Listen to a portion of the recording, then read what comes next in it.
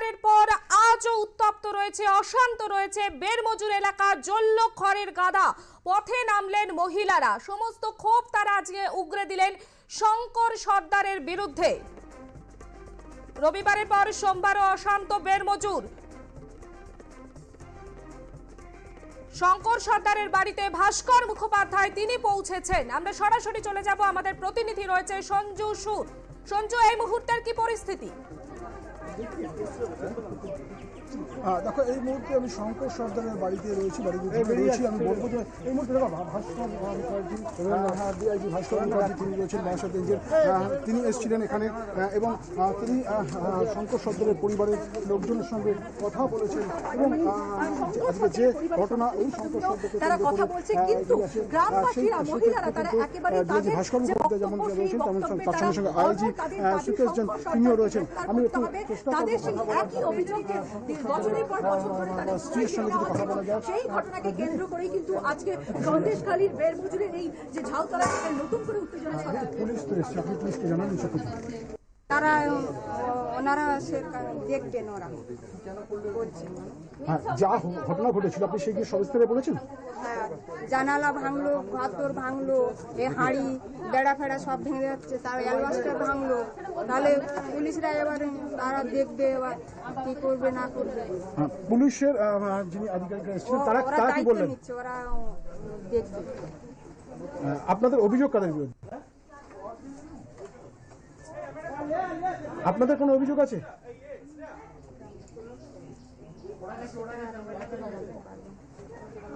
খুব স্বাভাবিক। এখন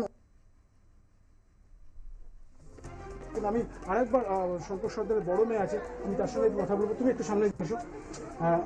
পুলিশ তো এসেছিল, আপনাদের যে অভিযোগগুলো ছিল সেই অভিযোগগুলো সমস্ত কিছু জানালেন? কি বললেন পুলিশ অধিকারী? দেখো, এই সেই বাড়ি শঙ্কর সর্দারের বাড়ি, যে বাড়ি সকালবেলা ভাঙচুর করা হচ্ছে। এই মানুষগুলো যারা এখানে রয়েছে এই মুহূর্তে শঙ্কর সর্দারের স্ত্রী। সঞ্জু, যে অভিযোগ তোলা হচ্ছে গ্রামবাসীদের পক্ষ থেকে শঙ্কর সর্দারের বিরুদ্ধে, তার পরিবার কি সেটা মেনে নিচ্ছে? কি বলছেন তারা? দেখো, আমি কিছুক্ষণ আগেই এনাদের সাথে কথা বলেছিলাম। তারা কিন্তু পরিষ্কার জানাচ্ছেন যে একেবারে চক্রান্ত করে মিথ্যে অভিযোগ করা হচ্ছে শঙ্কর সর্দারের বিরুদ্ধে। শঙ্কর সর্দার তিনি যেহেতু তৃণমূল কংগ্রেসের পঞ্চায়েতের সদস্য, তাই তার বিরুদ্ধে এই অভিযোগগুলো করা হচ্ছে এবং যে অভিযোগগুলো সম্পূর্ণভাবে মিথ্যে, এটা এনাদের দাবি। এরা কিছুক্ষণ আগে কিন্তু সেই দাবি জানিয়েছেন এবং এইভাবে বাড়িঘর সকালবেলায় ভাঙচুর করা হচ্ছে এই শঙ্কর সর্দারের বাড়িতে। তার আগে কিন্তু আজকে সকালবেলাতেই আমরা দেখেছি যে এই বেরমজুরের, এটা আমি এই মুহূর্তে যেখানে দাঁড়িয়েছি সেটা ঝাউতলা এলাকা। এখান থেকে কিছুটা আগে যেখানে হলদার আড়ি, তার বাড়ি, সেই হলদার আড়িতে কিন্তু ভাঙচুর করা হয়েছে। হলদার বাড়ির যে ধানের গোড়া ছিল সেই ধানের গোড়া কিন্তু পুড়িয়ে দেওয়ার ঘটনা ঘটেছে এবং তারপরে শঙ্কর সর্দারের বাড়িতে দেখো এখানে যে জানলার কাজ, সেই জানলার কাজ ভাঙা রয়েছে, সেই ছবি কিন্তু এখানে পরিষ্কার রয়েছে। এখানে স্বাভাবিক যে যেভাবে শঙ্কর সর্দারের বাড়িতে শঙ্কর সর্দারের বাড়িতে এসে এই এলাকার মানুষজন তাদের বক্তব্য যে আমি ক্যামেরা পার্সনদের মধ্যে একটু সাবধানে যেভাবে শঙ্কর সর্দারের বাড়িতে এসে আক্রমণ করা হয় গ্রামবাসীদের, তাদের কিন্তু পরিষ্কার অভিযোগ যে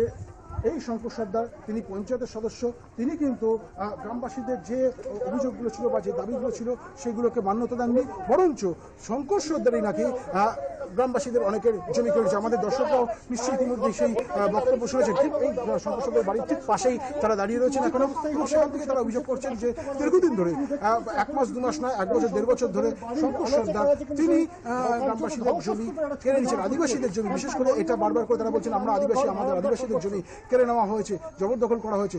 পুলিশ প্রশাসনের কাছে কি তারা অভিযোগ জানিয়েছেন? তাতেও কিন্তু তাদের অভিযোগ যে পুলিশ প্রশাসনকে জানালো এখনো পর্যন্ত তারা তাদের জমি ফেরত পাননি। সকাল থেকে বাড়িঘর ভাঙা হয়েছে। ভাস্কর মুখোপাধ্যায় তিনি পৌঁছেছেন শঙ্কর সর্দারের বাড়িতে, কি বলছেন তারা?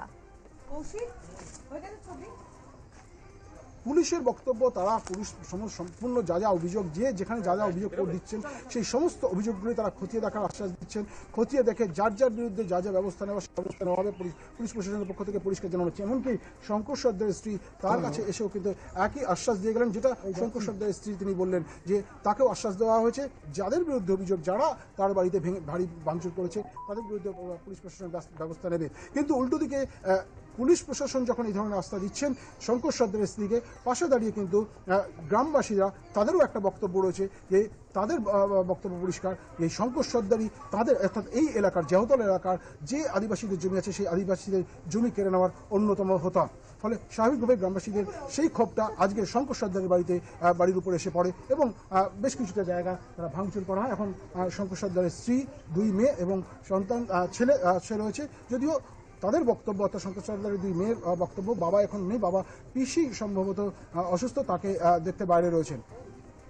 সঞ্জু, তুমি আমাদের সঙ্গে থাকো। নতুন অঞ্চল সভাপতি হলধরের বিরুদ্ধেও পথে নামেন মহিলারা।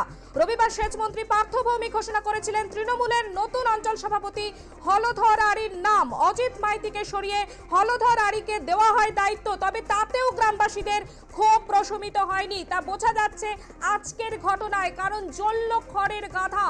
হলধরের খড়ের গাদা জ্বালিয়ে দেওয়া হয়।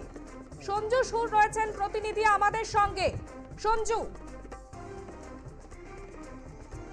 হ্যাঁ দেখো, গতকালই পার্থভৌমিক তুমি যেমন বললে, তবে তাকে অঞ্চল সভাপতির দায়িত্ব দেওয়া হয়নি।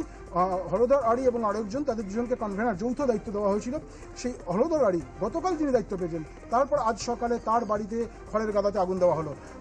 শঙ্কর সর্দার, তার বাড়িতে ভাঙচুর করা হলো। ফলে স্বাভাবিক, এর আগে তুমি দেখো গত 2 দিন ধরে, শনিবার এবং রবিবার 2 দিন ধরে অজিত মাইতির উপর আক্রমণ করা হয়েছিল। অজিত মাইতিকে অঞ্চল সভাপতি বলে বলা হয়েছিল।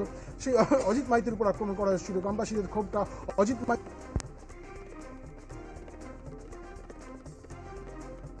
এপিসেন্টারটা চেঞ্জ হয়ে গিয়ে তার দিকে চলে যাচ্ছে। আজকে শঙ্কর সর্দার হয়তো পঞ্চায়েতের একজন সদস্য, সেই কারণে শঙ্কর সর্দারের বাড়ির উপরে এইভাবে আক্রমণ হচ্ছে। আমি আবার বলবো যে দেখাতে আমার পার্সনকে যদি সম্ভব হয়, ভাস্কর মুখোপাধ্যায় তিনি কিন্তু আরও একবার এসছেন এখানে, আইজি সুকেশ জন তিনি এসছেন। আমি একটু চেষ্টা করব যদি সম্ভব হয় আমি সামনে গিয়ে দেখতে যাই। দেখো এইখানে কিছুক্ষণ আগেও এই জায়গাটাতে কিন্তু সকলে এসে অভিযোগ জানাচ্ছিলেন। তাদেরকে এখন এই মুহূর্তে সরিয়ে দেওয়া হয়েছে। তারা গ্রামের ভেতর দিকে চলে গিয়েছেন। আইজি সাহেব তিনি রয়েছেন, ডিআইজি সাহেব তিনি রয়েছেন। তারা কিন্তু শঙ্কর সর্দারের এই যে বাড়ি, সেই বাড়ি এলাকাতেই রয়েছেন। স্যার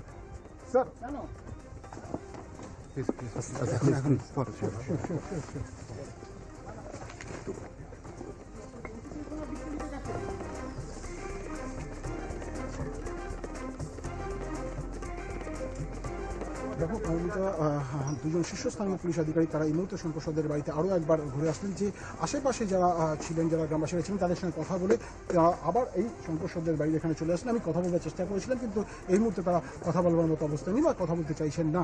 যাই হোক, একটা জিনিস পরিষ্কার, পুলিশ প্রশাসন তারা যখন যে মুহূর্তে যেখানে খবর পাচ্ছেন তারা সেখানে পৌঁছাবার চেষ্টা করছেন।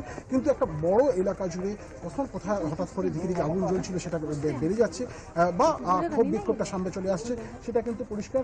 বারবার করে সম্পূর্ণভাবে, যেহেতু তিনি একটা সময় এই জেলাতে এসপির দায়িত্ব পালন করেছেন, ফলে স্বাভাবিকভাবে তেনার এই এলাকা পুরো তার কাছে খুব চেনা পরিচিত এলাকা। এই কারণেই তাকে এই জায়গার যে পিস রিস্টোর করার বিষয়, সেই পিস রিস্টোর করার জন্য তাকে দায়িত্ব দেওয়া হয়েছিল এবং তিনি নিজে পুরো ঘটনাস্থল বা এলাকাতে পড়ে থেকে সেই শান্তি ফেরাবার যে প্রচেষ্টা, প্রশাসনিকভাবে যে শান্তি ফেরানোর প্রচেষ্টা, সেই প্রচেষ্টার কাজ করছেন। কিন্তু বারবার করে একটা জায়গা থামলে আরেকটা জায়গাতে নতুন করে বিক্ষোভ সামনে চলে আসছে। এই ঘটনাটা কিন্তু ঘটেই থাকছে সন্দেশখালীর বিভিন্ন এলাকা জুড়ে।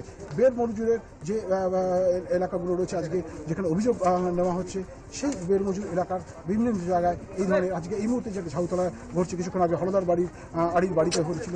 ফলে স্বাভাবিক কিন্তু পুলিশ প্রশাসন তারা কিছু বলতে আমি কিনা আমাদের তাদের কোনো বক্তব্য আছে কিনা বোঝাই যাচ্ছে। গতকালের পর আজও উত্তপ্ত বেরমজুর এলাকা। অনেক ধন্যবাদ সঞ্জু তোমাকে।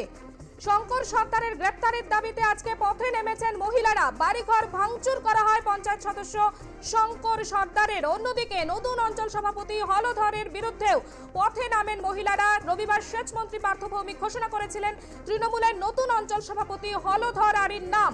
অজিত মাইতিকে সরিয়ে হলধর আরিকে দেওয়া হয় দায়িত্ব, তবে তাতেও গ্রামবাসীদের ক্ষোভ প্রশমিত হয়নি। তা বোঝা যাচ্ছে আজকের ঘটনায়। হলধরের বিরুদ্ধেও পথে নামলেন গ্রামের মহিলারা। তৃণমূল নেতার খড়ের গাদায় ধরিয়ে দেওয়া হলো আগুন।